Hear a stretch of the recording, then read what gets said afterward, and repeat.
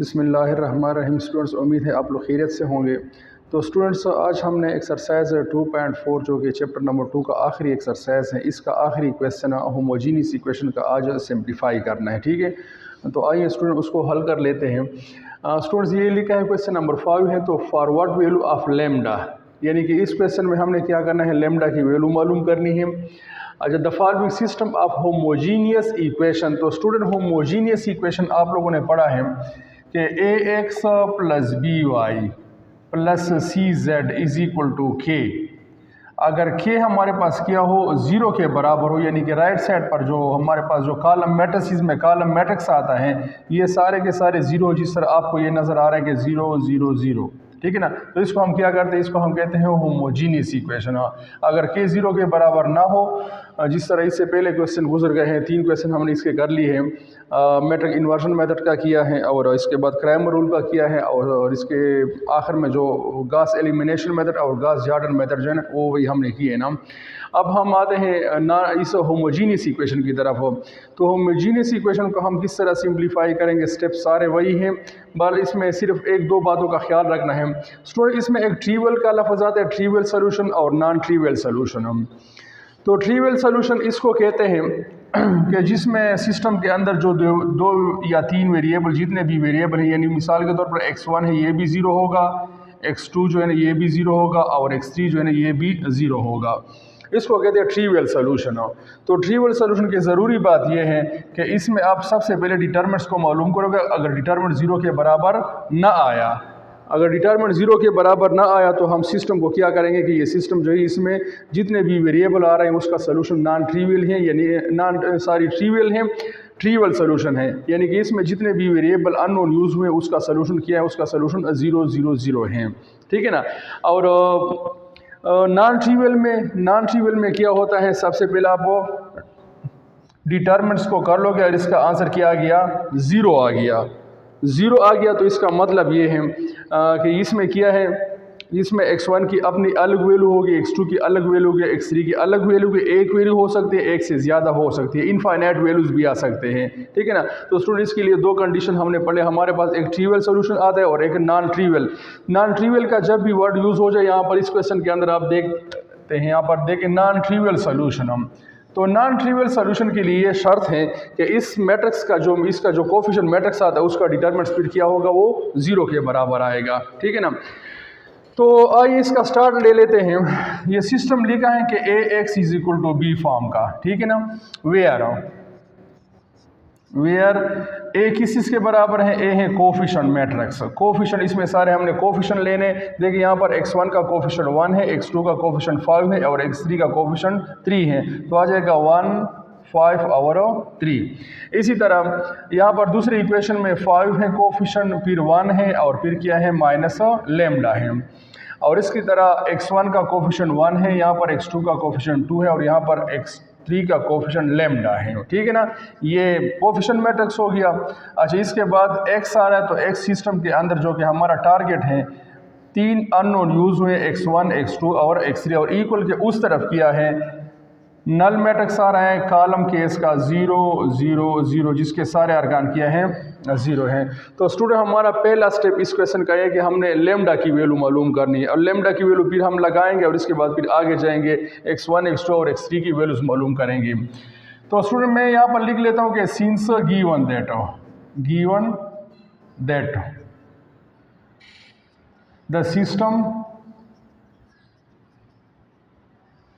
the system is non-trivial, yeah, the system has a non-trivial solution, that is, यानी non trivial के लिए हमारे पास जो कंडीशन है वो किया है, वो डिटरमिनेंट्स का 0 होना ज़रूरी है। ठीक है ना। इन्होंने नॉन ट्रिवियल का लफ्ज़ यूज़ किया है, तो यहाँ पर मैं क्या रहता हूँ, इसका डिटरमिनेंट्स क्या होगा, वो फिर 0 के बराबर आएगा। सो हम स्टार्ट लेते हैं determinants of A which is equal to 1 5 3 1 5 3 और इसके बाद है 5 1 माइनस लेमडा 5 1 माइनस लेमडा, और तीसरा जो रो है 1 2 लेमडा 1 2 लेमडा। तो स्टूडेंट में इज इक्वल टू 0 इसलिए ले रहा हूँ कि ऊपर का मौजूद है गिवन में लिखा है given that the system is a non trivial solution. तो नॉन ट्रिवियल सोल्यूशन के लिए ये ज़रूरी है कि फिर उसका डिटरमिनेंट्स क्या होगा, वो 0 के बराबर होगा, यानी कि ये मैट्रिक्स क्या होगा, ये सिंगुलर होगा, सिंगुलर। ठीक है ना। तो अब आप देखिए इसको हम एक्सपेंड कर लेते हैं, एक्सपेंडिंग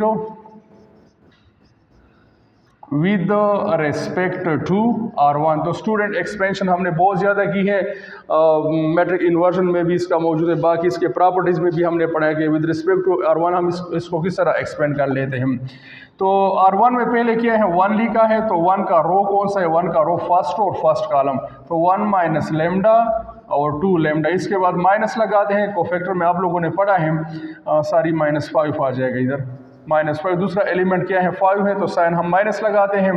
अच्छा, इसके बाद क्या है, first row middle column 5 minus lambda, और first row middle column 5 minus lambda 1 lambda 1 lambda, और आखिर में किया है R1 का जो आखिरी एलिमेंट है वो है 3, तो 3 का रो ये और 3 का कॉलम, इसके अलावा 5 1 और 1 2 इज इक्वल टू 0 को इसी तरह आप लोगों ने चलाना है। तो 1 हमने इसी तरह लिख लिया, तो क्रॉस मल्टीप्लिकेशन कर दिया, 2 बाई 2 केस हैं, तो आ जाएगा लेमडा माइनस, देखिए इससे आता है -2 लेमडा, इन दोनों से -2 लेमडा आता है, तो ये माइनस और ये माइनस क्या हो जाएगा, ये 2 लेमडा आ जाएगा। -5 इसी तरह इन दोनों को मल्टीप्लाई करें, 5 लेमडा आता है, और इन दोनों को फिर मल्टीप्लाई करें, बीच में माइनस लगा लेते, तो इससे माइनस लेमडा आता, तो ये प्लस लेमडा हो जाएगा, और +3 × 5 2 ज़रा आ जाएगा 10 और -1 विच इज़ इक्वल टू 0। तो this is equal to 1 × 3 lambda -5 × 6 lambda और +3 × 9 विच इज़ इक्वल टू 0। तो this is equal to 3 lambda -30 lambda और +27 विच इज़ इक्वल टू 0। तो स्टूडेंट आप देखते हैं यहाँ पर देखें ये लेमडा है और ये लेमडा है, लाइक केसेस हैं, तो इसमें आ जाएगा -27 लेमडा और +27 विच इज़ इक्वल टू 0। ठीक है ना। अच्छा, तो स्टूडेंट्स आते हैं बाकी स्टेप यहाँ पर हम इसके कर लेते हैं। तो -27 लेमडा +27, तो हमारे पास जो लेमडा है वो कुछ इस तरह आ जाएगा, -27 lambda which is equal to -27 +27 उधर जाके -27 बन गया। तो स्टूडेंट्स मैथमेटिक्स में एक प्रॉपर्टी है AB is equal to BC। जब दोनों साइडों पर एक ही नंबर मल्टीप्लाई हुआ हो तो उसको हम कैंसिल कर सकते हैं, ये भी और ये भी कैंसिल होते हैं, implies that A is equal to C। Property का नाम है cancellation property with respect to multiplication. ठीक है ना। तो अकॉर्डिंग टू द प्रॉपर्टी यहाँ पर देखिए -27 और ये -27 हम कैंसिल कर सकते हैं, तो लेमडा इज इक्वल टू क्या आ गया हमारे पास, 1 आ गया। अगर प्रॉपर्टी की समझ नहीं आ सकती तो इसको आप इस तरह भी लिख सकते हैं कि डिवाइडिंग बोथ साइड बाई -27, तो भी हमारे पास लेमडा की वैल्यू 1 आएगा। अब स्टूडेंट्स इस क्वेश्चन का पहला स्टेप हो गया है, यानी कि एक हिस्सा इसका कंप्लीट हो गया है। अब आते हैं यानी कि इसके x1 की वैल्यू क्या होगी, x2 की क्या होगी और x3 की क्या होगी। इसके लिए हम आते हैं पहले लेमडा की वैल्यू गिवन इक्वेशन में लगा लेते हैं। तो ये पहला इक्वेशन है, इसमें चूंकि लेमडा है ही नहीं तो इसको हम इस तरह लिखते हैं कि x1 + 5x2 + 3x3 which is equal to 0। इसको मैं दे रहा हूँ इक्वेशन नंबर 1। दूसरा है 5x1 + x2 और -1, देखिए लेमडा की जगह आ जाएगा 1 मल्टीप्लिकेटिव आइडेंटिटी है, तो यहाँ पर आ जाएगा which is x3 which is equal to 0। ये हो गया इक्वेशन नंबर 2, सही ना। अच्छा, तीसरा जो इक्वेशन है x1 इसी तरह और इसके बाद प्लस 2x2, ये हमने इसी तरह लिख लिया, प्लस इसी तरह लिखा लेमडा की जगह 1 और 1 मल्टीप्लिकेटिव आइडेंटिटी है तो x3 आ जाएगा विच इज़ इक्वल टू 0। ये स्टूडेंट हो गया हमारे इक्वेशन नंबर 3। अब इन तीनों इक्वेशन को हमने सिंप्लीफाई करके x1 x2 और x3 की वैल्यूज़ को मालूम करना है। तो स्टूडेंट हम स्टार्ट लेते हैं पहले 1 और 2 से, ठीक है ना। अब इसको हम सिंप्लीफाई करते हैं। तो आप लोगों ने इक्वेटिंग द कोफिशिएंट में पढ़ा है ठीक है ना, कि हम देखिए ये यहाँ पर +3 लिखा है और इधर अगर हम इसको 3 से मल्टीप्लाई करें इस इक्वेशन नंबर 2 को, तो ये 3x3 हो जाएगा और ये -3x3 हो जाएगा। फिर जब हम प्लस करके ये क्या हो सकता है, इसको हम ख़त्म कर सकते हैं। तो मैं यहाँ पर इसके लिए स्टेप लिखता हूँ कि 1 + 3 मल्टीप्लाइड बाई इक्वेशन नंबर 2, यानी कि इक्वेशन नंबर 2 को पहले 3 से मल्टीप्लाई करते हैं, फिर जो इसका प्रोडक्ट आ जाए इसको फिर इक्वेशन नंबर 1 के साथ क्या करते हैं, प्लस कर लेते हैं। तो स्टूडेंट पहले 1 लिखा है तो 1 को आप लिखें x1 + 5x2 और +3x3 which is equal to 0।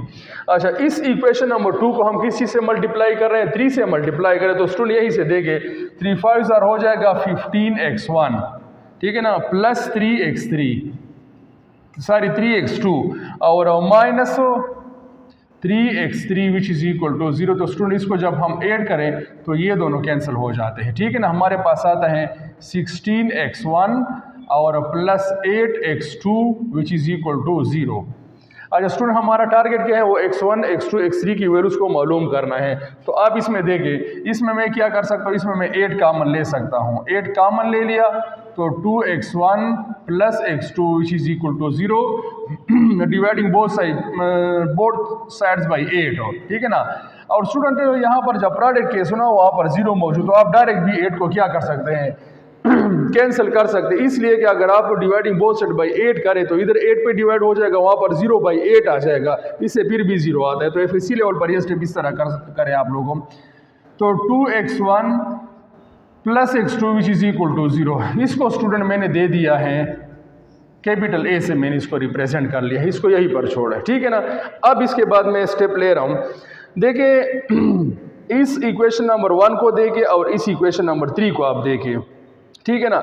Equation number 1 और इक्वेशन नंबर 3 में आप अगर देखें तो यहाँ पर इनके कोफिशिएंट बिल्कुल एक जैसे हैं। तो मैं यहाँ पर स्टेप ले लेता हूँ नेक्स्ट,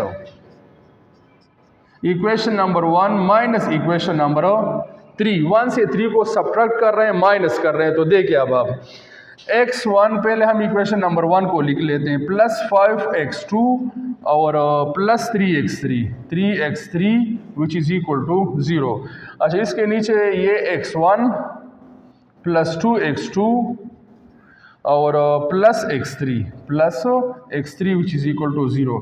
तो स्टूडेंट माइनस कर रहे हैं, माइनस आपको पता है कि साइन चेंज हो जाएंगे, ये तो हो जाएगा कैंसिल 5 से। अब देखिए स्टूडेंट इस साइन को देखेंगे और इस साइन को देखेंगे, ठीक है ना। तो 5 से 2 गया तो यहाँ पर आ जाएगा 3x2, ठीक है, और इन दोनों से आ जाएगा +3 से 1 गया तो इससे आ जाएगा 2x3 which is equal to 0। Clear है। अच्छा, अब इसके बाद हमारे पास दूसरा इक्वेशन आ गया है 3x2 + 2x3 which is equal to 0। इसको मैं इक्वेशन नंबर B दे रहा हूँ। अब एक इक्वेशन ये है और एक इक्वेशन ये है। यहाँ पर मैं अगर स्टूडेंट लिखूँ कि late x3 is equal to, x3 को हमने सपोज कर लिया कि ये क्या है, ये t के बराबर है, x3 t के बराबर है। तो हमारे पास इक्वेशन आ जाएगा b इम्प्लाइज दैट। तो b से हम इसकी वैल्यू किस तरह निकालेंगे, देखिए यह आ जाएगा 3x2, ये मैंने लिखा है, प्लस 2x3, x3 की जगह मैं लिखूंगा 2t which is equal to 0। सही, x3 की जगह मैंने क्या लगा लिया, 2t लगा लिया है। तो देखिए अब आप 3x2 which is equal to -2t। अब हमें चूंकि x2 की वैल्यू चाहिए, x3 को तो हमने सपोज किया है, so dividing both side by 3, ये 3 और ये 3 कैंसिल हो गया, x2 is equal to -2/3t। तो ये स्टूडेंट हमारे पास आ गया और ये सारे डिपेंड करते हैं उधर x3 की वैल्यूज़ पर। मिसाल के तौर पर t को आपने 2 दे दिया तो x1 और x2 की वैल्यूज़ चेंज हो जाएंगी। t को आपने 4 दे दिया तो यहाँ पर फिर x1 और x2 क्या हो जाएगी, चेंज हो जाएंगी। तो इसकी वैल्यूज़ चेंज होती जाएगी और इसके सोल्यूशन हमारे पास इनफाइनाइट आएंगे, ठीक है ना। अच्छा, इसके बाद क्या है, अब x2 की ये वैल्यूज़ हम लगाते हैं कहाँ पर हो, इक्वेशन A में। अब put x2 which is equal to -2/3t in equation number, in equation A में यहाँ पर लगा लेते हैं, ये A लिखा है। तो 2x1 चलो मैं लिख लेता हूँ यहाँ पर पूरा equation which is equal to 0। तो अब इसमें पुटिंग कर लेते हैं 2x1 प्लस, देखिए x2 की जगह हम ये वैल्यूज़ लगाते हैं -2/3t और विच इज़ इक्वल टू 0। तो स्टूडेंट आ जाएगा 2x1 -2/3t which is equal to 0। इसको उधर ले जाएं तो 2x1 which is equal to 2/3t। हमें तो x1 की वैल्यू चाहिए स्टूडेंट, ये 2 और ये 2 आप कैंसिल कर सकते हैं। तो हमारे पास x1 आ जाएगा, x1 is equal to 1/3t, ये भी सही है। और आप लोग इसको इस तरह भी लिख सकते हैं कि x1 is equal to t/3, ये भी सही है। तो स्टूडेंट आपने देख लिया कि जब हमने किसी भी नॉन होमोजीनियस इक्वेशन को सिंप्लीफाई किया और हमारे पास x1 और x2 और x3 की वैल्यू किस स्टाइल में आ गए, ठीक है ना। सबसे पहले हमने इसमें लेमडा की वैल्यू मालूम कर ली और इसके बाद लेमडा की वैल्यू हमने गिवन इक्वेशन में लगाए, हमारे पास 3 इक्वेशन आ गए और फिर इसको हमने प्लस माइनस किया, जिस तरह आप लोगों ने इस तरह पहले भी पढ़ा इक्वेटिंग द कोएफिशिएंट। ये इससे पहले क्लासेस जो है इसमें ये मेथड मौजूद हैं कि किसी भी दो वेरिएबल के कोएफिशिएंट को बराबर करें, फिर इसको ऐड और सबट्रैक्ट करें और इसमें एक कैंसिल हो जाएगा, बाकी से हम इसकी वैल्यू निकालते हैं। तो स्टूडेंट ये हमारा चैप्टर नंबर 2 जो है ये कंप्लीट हो गया है और इसके बाद जो है इसके बाद हम इंशाल्लाह चैप्टर नंबर 3 को शुरू करेंगे। तो स्टूडेंट्स उम्मीद है कि आप लोगों को ये वीडियोस पसंद आ गई होंगी और स्टूडेंट्स आप लोग इसको सब्सक्राइब ज़रूर करें और लाइक भी दिया करें ताकि हमारा हौसला बन जाए। फिर इंशाल्लाह हम कोशिश करेंगे कि अपने काम को मज़ीद बेहतर बना सकें। ठीक है ना। ओके, अल्लाह हाफिज़।